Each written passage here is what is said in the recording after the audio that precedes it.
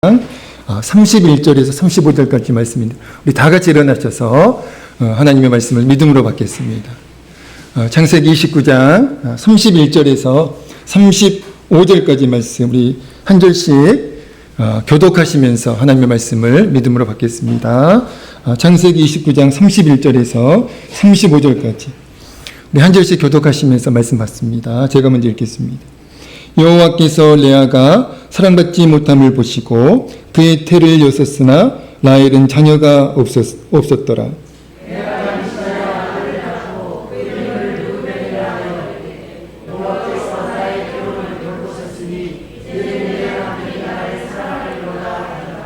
그가 다시 임신하여 아들을 낳고 이르되 여호와께서 내가 사랑받지 못함을 들으셨으므로 내게 이 아들도 주셨도다 하고 그의 이름을 시므온이라 하였으며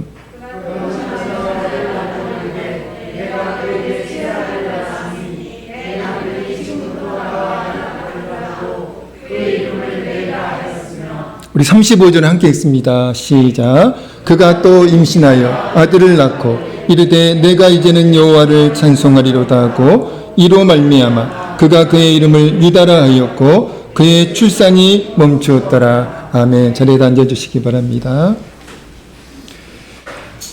하나님이 여러분을 사랑하심을 믿으시기 바랍니다. 그리고 이 시간 저와 여러분을 사랑하시는 그 하나님의 사랑이 말씀과 성령으로 확증되어지는 은혜가 있기를 우리 주의 이름으로 간절히 축원드립니다. 하나님의 사랑을 지식적으로만 우리가 알고 있는 것이 아니라 내 영혼에 그 사랑이 부어져서 그 사랑이 믿어지고 또 그 사랑이 확신되어지는 은혜가 있기를 우리 주의 이름으로 간절히 축원드립니다. 그런 차원에서 우리 옆에 있는 분에게 하나님이 성도님을 사랑하십니다. 한번 인사하시죠.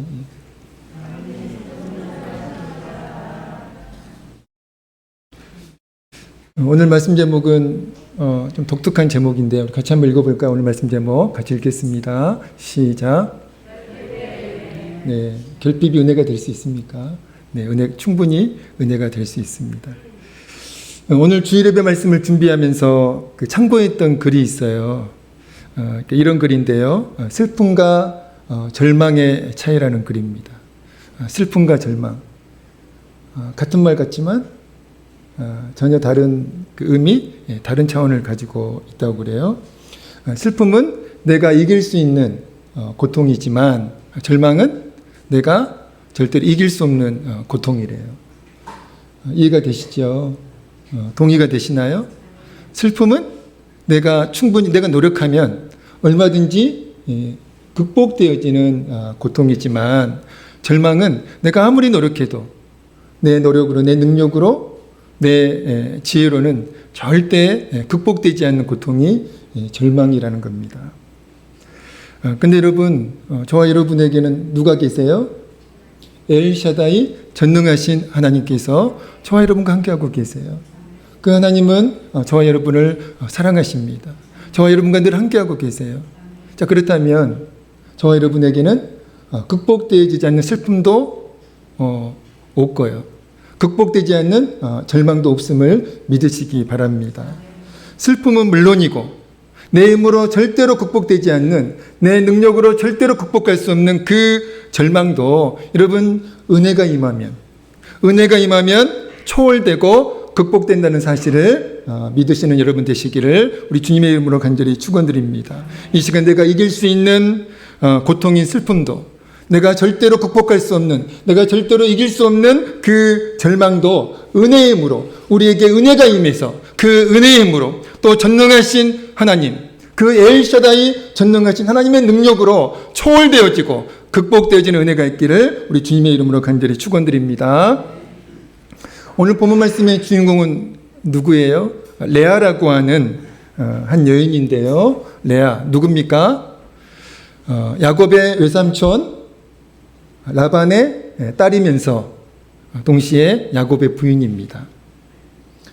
지난 주일에 나누었던 말씀 기억나시죠?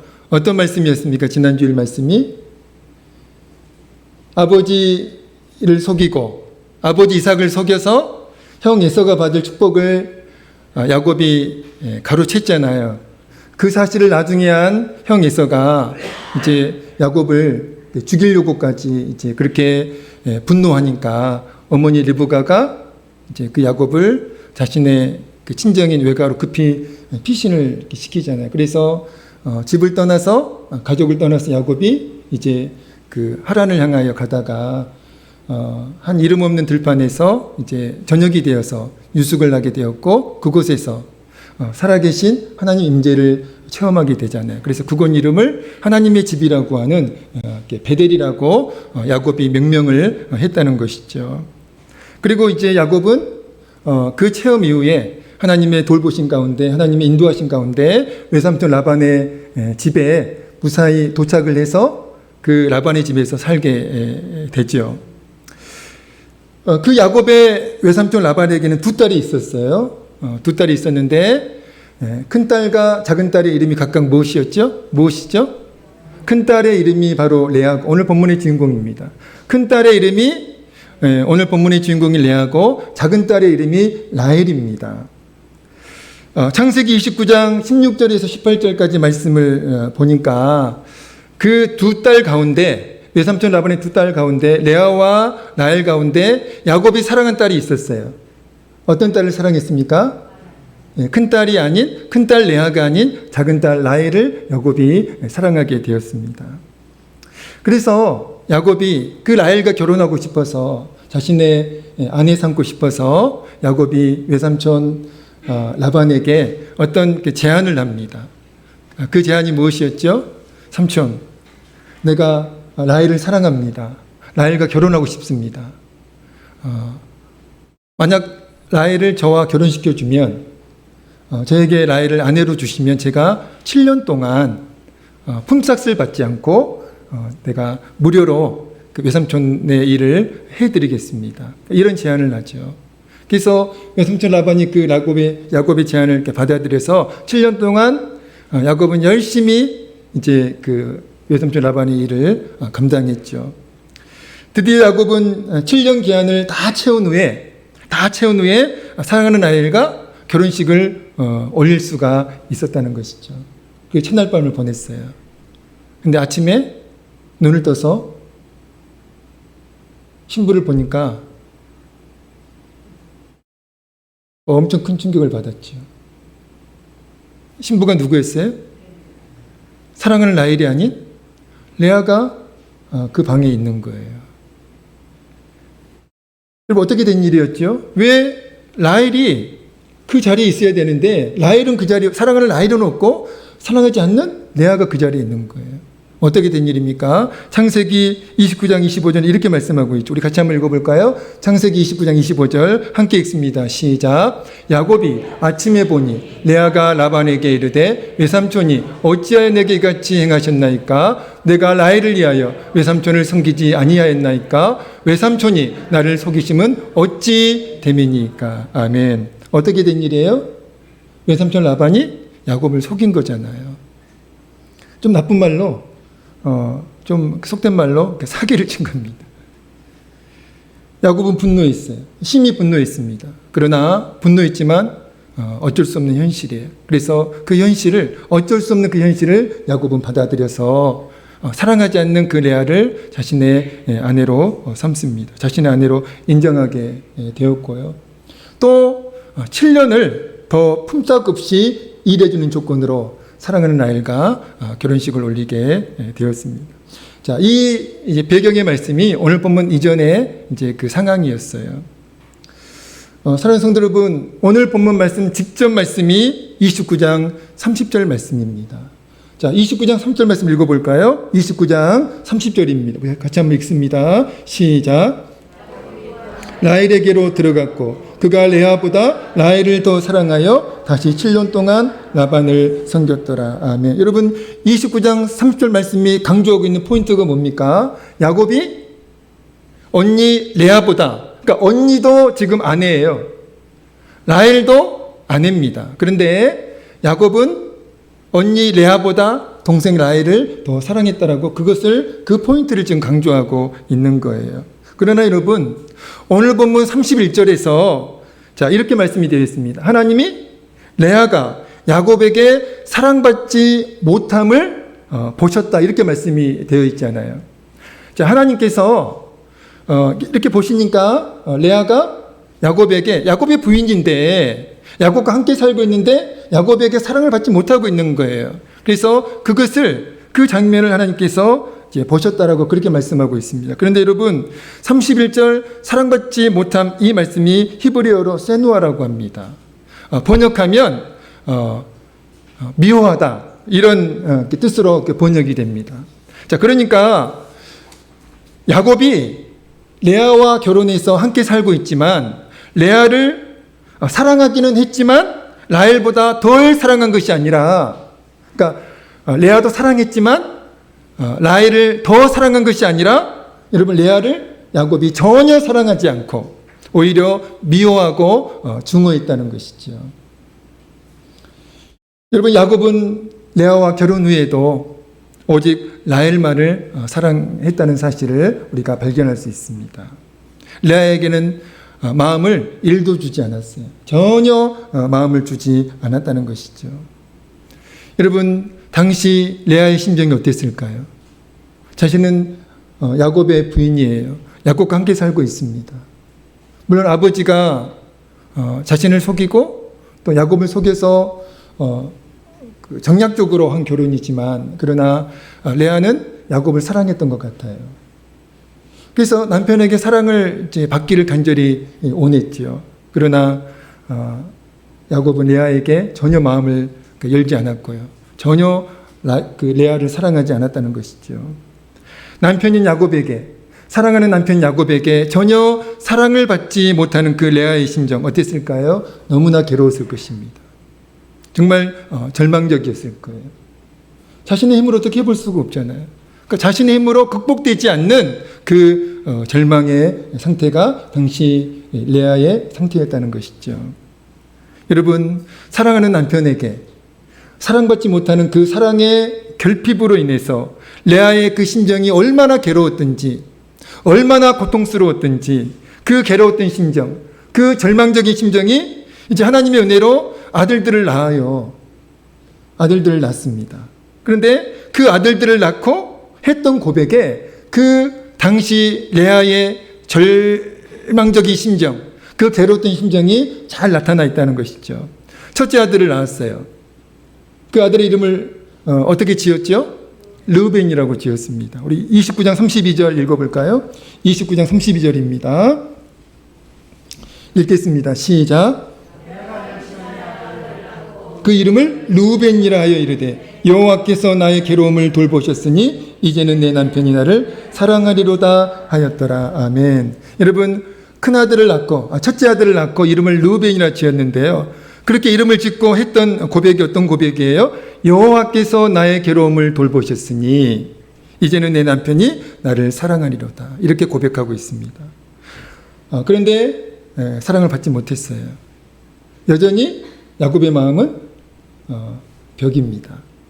둘째 아들을 낳았습니다. 그리고 이름을 어떻게 지었습니까? 시므온이라고 지었습니다. 그리고 했던 고백이 29장 33절 읽겠습니다. 29장 33절 시작. 그가 다시 임신하여 아들을 낳고 이르되 여호와께서 내가 사랑받지 못함을 들으셨으므로 내게 이 아들도 주셨도다 하고 그 이름을 시므온이라 하였으며. 아멘. 여러분, 둘째 아들을 낳고 이름을 시므온이라고 지었어요. 그리고 어떤 고백을 했습니까?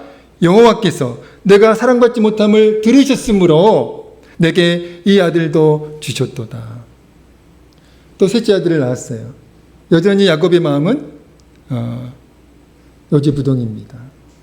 라헬만을 사랑해요. 그리고 셋째 아들을 낳고서 이름을 레이라고 지었습니다. 어떤 의미입니까? 29장 34절 읽습니다. 시작. 그가 또 임신하여 아들을 낳고 이르되 내가 그에게 세 아들을 낳았으니 내 남편이 지금부터 나와 연합하리로다 하고 그 이름을 레이라 하였으며. 여러분, 레이의 그 이름이 무슨 뜻이라고요? 이제는 내 남편이 나에게 마음을 주고 남편이 이제는 나와 연합할 것이다. 나를 사랑할 것이다. 그런 그 소원이 담겨 있잖아요. 사랑하는 성도 여러분, 저와 여러분이 인생을 살면서 많은 결핍을 경험합니다. 그 물질의 결핍도 경험하고요. 건강의 결핍도 경험합니다. 또 실패의 결핍도 경험하죠. 근데 여러분, 어떤 결핍을 우리가 경험할 때 가장 큰 고통을 느끼게 될까요?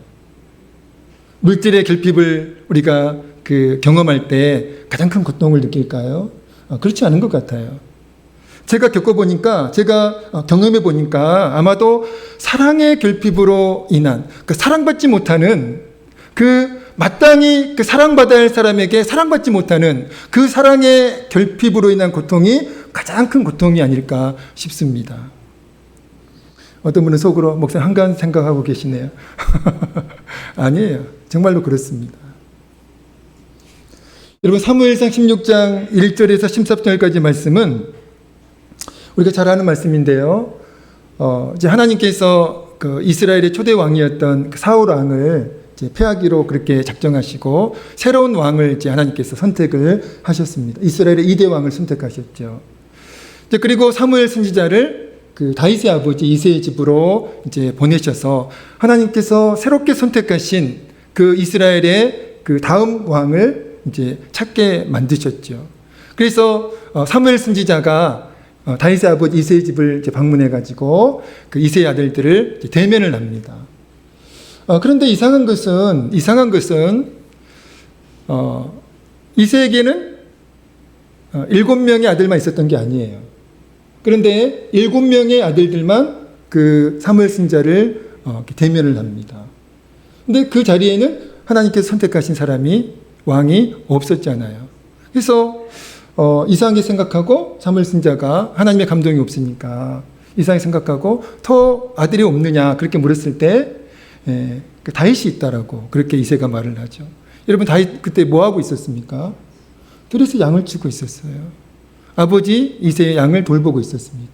이상하잖아요. 다윗은 아들이 아닌가요? 다윗은 종이었나요? 아들이에요. 이새의 아들입니다. 그런데 7명의 아들들만 사무엘 선지자를 대면하도록 했다는 것이죠. 여러분, 이 상황이 보여주는 의미가 있어요. 여러분, 다윗은 가족에게 당시 인정을 받지 못했다는 것이죠. 사랑을 받지 못했어요. 심지어 아버지에게도 다윗은 인정을 받지 못했습니다. 그러니까 사랑의 결핍을 다윗이 느끼고 있었죠. 얼마나 다윗의 마음이 괴로웠겠어요. 오늘 말씀 제목이 결핍의 은혜인데요. 여러분, 어떻게 결핍이 은혜일 수 있을까요? 인간적으로는 절대 결핍은 은혜가 될 수 없습니다. 고통이죠. 그리고 분노할 수밖에 없는, 증오할 수밖에 없는, 탄식할 수밖에 없는 그런 대상이잖아요. 그런데 하나님께서는 저와 여러분에게 결핍은 은혜라고 오늘 이 시간에 말씀해주고 계십니다. 두 가지 이유 때문에 결핍은 은혜일 수 있습니다. 첫 번째는요, 우리 같이 한번 소제목 읽어볼까요? 읽습니다. 시작. 그렇습니다. 인간적으로 결핍은 은혜가 될 수 없어요. 그러나 신앙적인 측면에서는, 은혜의 측면에서는 결핍은 은혜입니다. 왜 그렇습니까? 결핍을 우리가 느낄 때 비로소 하나님께 나아갈 수가 있기 때문에 그렇습니다. 여러분, 우리가 부족함을 느끼지 않을 때 절대로 하나님 찾지 않아요. 우리가 결핍을 느끼지 않을 때 절대로 하나님께 나아가지 않습니다. 오늘 보면 31절을 레아가 야곱의 사랑을 받지 못하여 고통의 나날을 보내는 것을 하나님께서 긍휼히 여기시고 불쌍히 여기시고 레아의 태를 여셔서 자녀를 낳게 하셨다는 말씀인데, 여러분, 하나님께서 레아를 불쌍히 여기신, 긍휼히 여기신 궁극적인 동기가 무엇일까요? 그냥 야곱에게 사랑을 받지 못하니까 그 자체로 불쌍히 여기셨을까요? 아닙니다. 우리 하나님 그런 하나님이 아니세요. 그냥 사랑받지 못하고 있으니까, 그냥 레아의 그 형편이 딱하니까 불쌍히 여기신 게 아닙니다. 하나님께서 레아를 긍휼히 여기신, 불쌍히 여기신 궁극적인 동기가 있습니다. 그게 뭘까요? 레아는 남편인 야곱에게 사랑받지 못하는 그 사랑의 결핍으로 인해 고통의 나날을 보내면서, 괴로움의 나날을 보내면서 자신의 삶을 비관만 했을까요? 자신의 삶을 저주만 했을까요? 그렇지 않다라는 것이죠. 오늘 보면 32절에서 이렇게 말씀하고 있습니다. 레아의 고백이에요. 여호와께서 나의 괴로움을 돌보셨다. 그렇게 고백하고 있고요. 33절에는 여호와께서 내가 사랑받지 못함을 들으셨다. 그렇게 고백하고 있습니다. 여러분, 32절과 33절 말씀을 통해 레아가 사랑의 결핍 때문에 남편인 야곱에게 사랑받지 못하는, 당연히 받아야 할 그 사랑을 받지 못하는 그 사랑의 결핍 때문에 고통의 나날을 보내면서, 괴로움의 나날을 보내면서 무엇을 했는지 확인할 수 있는 사실이 무엇입니까? 레아는 자신에게 있는 그 결핍 때문에 사랑받지 못하는, 당연히 받아야 할 그 사랑을 받지 못하는 그 사랑의 결핍 때문에 자신의 삶을 비관만 하지 않고 하나님께 나아가 부르짖으면서 간절히 기도했다라는 거예요. 그래서 하나님께서 레아를 불쌍히 여기신 겁니다. 긍휼히 여기신 거예요. 레아가 하나님께 나아가지도 않았는데, 레아가 하나님을 찾지도 않았는데 하나님께서 알아서 자동적으로 레아에게 긍휼을 베푸신 것이 아니라는 것이죠. 사랑하는 성도 여러분, 레아에게 있어서 그 사랑의 결핍, 우리가 인생을 살면서 겪는 그 결핍이 결국 어떤 계기로 작용을 했다는 거예요? 하나님께 나아가서, 살아계신 하나님께 나아가서 간절히 부르짖어 기도하는 그 계기로 작용을 했다라는 것입니다. 우리가 지금 창세기 말씀을 이제 묵상하고 있는데, 창세기 25장 21절 말씀이 저에게 굉장히 그 도전이 되었던 말씀이에요. 우리 같이 한번 읽어볼까요? 창세기 25장 21절입니다. 읽겠습니다. 시작.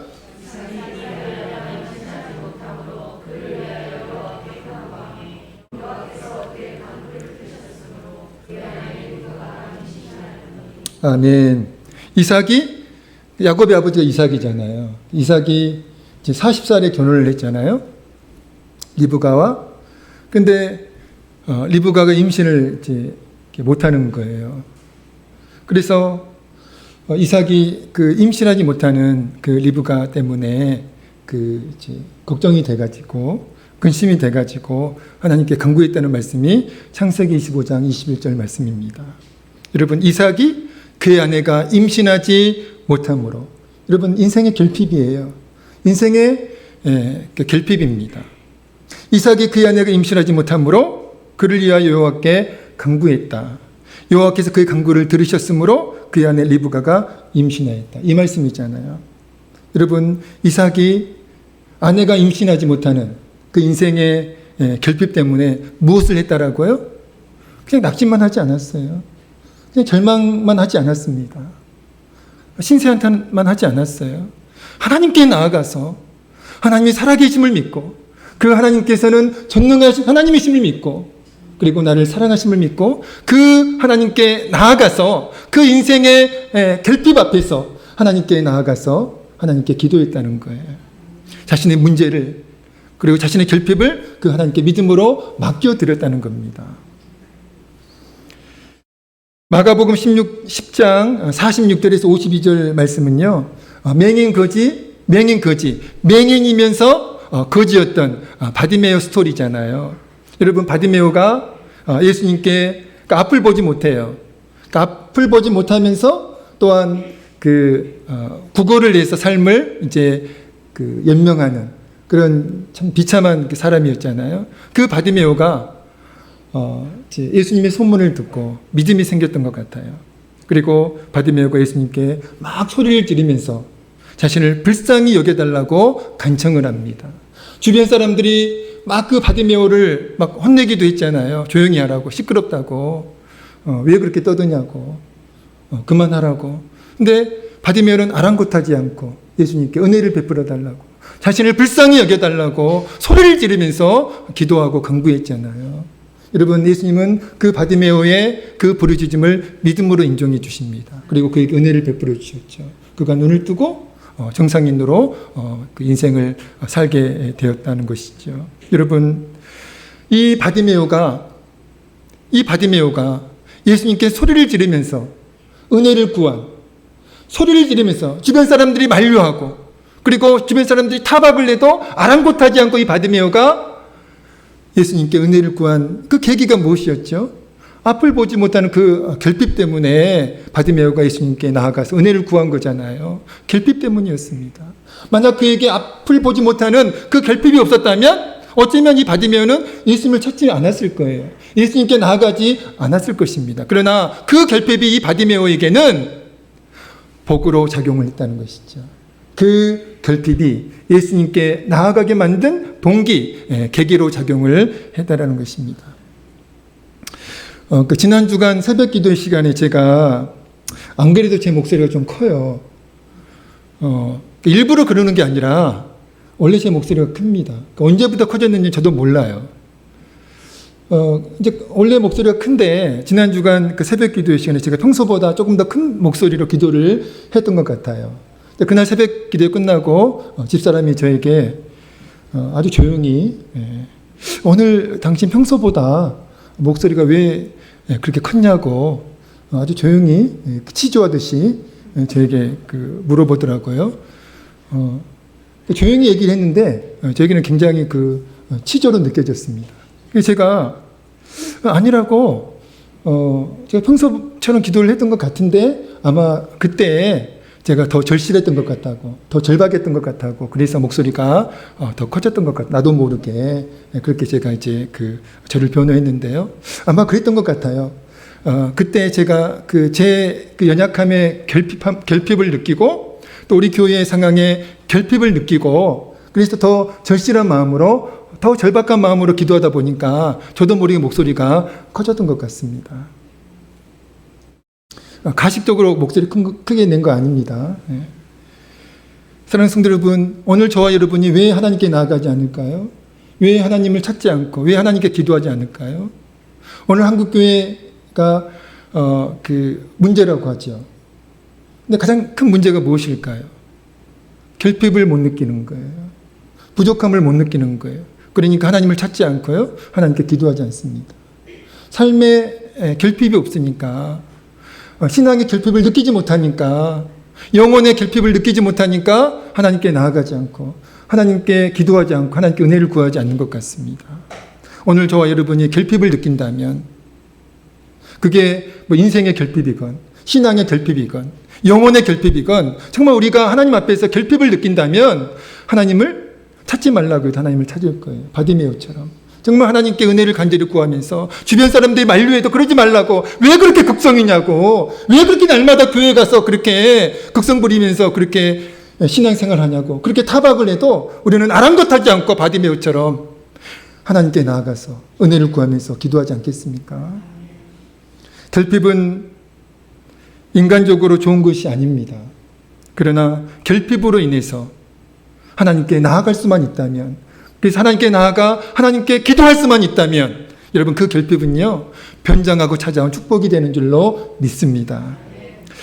왜 결핍이 은혜일까요? 두 번째 이유는요, 우리 두 번째 이유 같이 한번 읽어보겠습니다. 시작. 그렇습니다. 결핍은 하나님의 은혜와 사랑을 적당히가 아니라 깊이 깨닫는 기회로 작용을 하기 때문에 그렇습니다. 여러분, 레아가 남편에게 사랑받지 못하는 그 사랑의 결핍 때문에 하나님께 나아가 기도했죠. 간절히 부르짖어 기도했습니다. 울부짖으면서 기도했겠죠. 그래서 하나님이 그 레아를 불쌍히 여기셔서 그 레아가 자녀들을 4명이나 낳을 수 있도록 은혜를 베풀어 주셨는데요. 사실 레아에게 있어서 레아가 자녀들을 낳은 그 은혜도 굉장히 큰 은혜이기는 하지만 여러분, 레아에게 있어서 결핍으로 인한 가장 큰 은혜가 무엇이었을까요? 하나님의 은혜와 사랑을 깊이 깨닫게 되었다는 것이죠. 여러분, 레아는 사랑받지 못하는 자신의 신세를 한탄하면서 비관하면서 하나님께 나아가 하나님께 기도했죠. 은혜를 구했습니다. 그러다가 무엇을 깨닫게 됐어요? 무엇을 깨닫게 되었을까요? 하나님의 은혜와 사랑을 깊이 깨닫게 됩니다. 아, 하나님께서 나를 사랑하시는구나. 아, 하나님께서 나에게 참으로 놀라운 은혜를 베풀어 주셨구나. 그 하나님의 은혜와 사랑을 깨닫게 돼요. 그래서 넷째 아들을 낳고 지은 이름이 뭡니까? 유다입니다. 35절 같이 읽어볼까요? 35절입니다. 오늘 본문 마지막 말씀입니다. 읽겠습니다. 시작. 그가 또 임신하여 아들을 낳고 이르되 내가 이제는 여호와를 찬송하리로다 하고 이로 말미암아 그가 그의 이름을 유다라 하였고 그의 출산이 멈추었더라. 아멘. 여러분 넷째 아들을 낳고 여러분 셋째 아들을 낳을 때까지는 그런 마음이 없었던 것 같아요. 근데 넷째 아들을 낳고 지은 이름이 유다입니다. 무슨 뜻이죠? 하나님을 찬송하리로다. 하나님을 찬양하리로다. 그런 고백이 담겨 있는 이름이에요. 여러분 레아가 넷째 아들의 이름을 낳고 이름을 유다라고 지은 까닭이 무엇일까요? 왜 유다라고 지었을까요? 하나님의 은혜와 사랑을 깊이 레아가 깨달았기 때문입니다. 그리고 이제는 오직 주님만을, 오직 하나님만을 믿음과 소망의 대상으로 삼기로 결단했기 때문이에요. 여러분 레아는 하나님의 은혜와 사랑을 깊이 깨닫고 동시에 또 깨달은 사실이 하나 있었어요. 그게 뭘까요? 내가 지금까지 하나님보다 내 남편을 더 사랑했구나. 내가 하나님보다 남편을 더 의지했구나. 내가 하나님보다 세상의 것들을, 사람을 더 의지했구나. 그 사실을 하나님의 은혜와 사랑을 깊이 깨달으면서 동시에 깨닫게 되었다는 것이죠. 자각하게 되었다는 것입니다. 자, 그러면서 레아는 이제는 내가 하나님만을, 주님만을 믿음과 소망의 대상으로 삼기로 그렇게 신앙적 결단을 하게 되었다는 것입니다. 여러분 우리 교회 10월 목표가 있어요. 현수막 처음 보시나요? 우리 10월달 우리 교회 목표가 뭡니까? 신앙으로 사는 삶의 결단이에요. 여러분 저와 여러분에게는 날마다 신앙으로 사는 삶의 결단이 있어야 됩니다. 내가 하나님만을 사랑하겠다라고 하는, 내가 오직 믿음으로만 살겠다라고 하는, 내가 오직 하나님만을 의지하겠다라고 하는 그 신앙의 결단이 날마다 우리에게 있어야 합니다. 여러분 그것이 신앙생활의 생명 아닙니까? 내가 세상도 적당히 사랑하고 하나님도 적당히 사랑하고, 내가 세상도 적당히 의지하고 하나님도 적당히 의지하고, 여러분 그것은 하나님 앞에서 올바른 신앙생활의 태도가 아니잖아요. 레아는 하나님의 은혜와 사랑을 깊이 깨닫고 내가 지금까지 하나님만을 사랑했어야 되는데, 하나님만을 의지했어야 되는데 내가 하나님보다 남편을 더 사랑했고 남편을 더 의지했구나. 그 사실을 동시에 자각하게 되었다는 것이죠. 여러분 우상이 뭡니까? 우상. 여러분 점집 가서 점 보고 그것도 우상이에요. 그러나 진정한 우상의 그 본질이 무엇일까요? 하나님보다 더 사랑하는 거예요. 하나님보다 더 의지하는 겁니다. 여러분 하나님보다 더 사랑하는 것이 상실되었을 때, 하나님보다 더 의지하는 것이 상실되었을 때 우리가 절망하잖아요. 근데 여러분 정말로 우리가 하나님만을 사랑하면, 하나님만을 의지하면 여러분 그 어떤 것들이 우리에게서 상실되어져도 우리는 절대로 절망하지 않습니다. 문제는 우리 안에 우상이 있으니까 그 우상 때문에 절망하는 거예요. 우리가 하나님만을 사랑하면, 하나님만을 의지하면 절망할 이유가 없습니다. 여러분 오늘 여러분의 그 우상을 한번 점검하시고 시간 결단하시면 좋겠어요. 레아처럼 내가 오직 하나님만을 사랑하겠다라고 하는, 오직 내가 하나님만을 섬기겠다라고 하는, 하나님만을 의지하겠다라고 하는 그 신앙의 결단이 이 시간 있어지기를 우리 주의 이름으로 간절히 축원드립니다. 말씀을 마치겠습니다. 여러분 결핍은 왜 편장하고 찾아온 축복입니까? 두 가지 이유 때문에 그렇습니다. 인간적으로는 결핍은 한양의 대상이 되지 못하고, 그리고 인간적으로는 고통의 산물이죠. 그러나 저와 여러분에게, 그리스도인들에게, 하나님의 사람들에게 결핍은 변장하고 찾아온 축복이에요. 두 가지 이유 때문에 그렇습니다. 왜 그렇습니까? 하나님께 나아가는, 살아계신 하나님께 나아가게 하는 계기가 되기 때문에 그렇고요. 두 번째 이유는 무엇입니까? 하나님의 은혜와 사랑을, 이전까지는 하나님의 은혜와 사랑을 깊이 깨닫지 못했어요. 그냥 하나님의 은혜와 사랑을 지식적으로 아는 그 수준, 어렴풋이 아는 그 수준이었는데, 그 결핍 때문에 하나님께 나아가 하나님께 은혜를 구하면서 간절히 기도하다가 하나님의 임재를 체험하고, 그리고 하나님의 그 놀라운 은혜와 사랑을 깊이 체험하게 되는 기회로 작용하게 되기 때문에 결핍은 은혜인 줄로 믿습니다. 여러분 결핍이 있을 때 여러분 꼭 하나님께 나아가시는 여러분 되시기를, 그리고 하나님께 간절히 은혜를 구하다가 응답도 체험하고 또 하나님의 은혜와 사랑을 깊이 체험하는 은혜가 있기를 우리 주의 이름으로 간절히 축원드립니다. 기도하겠습니다.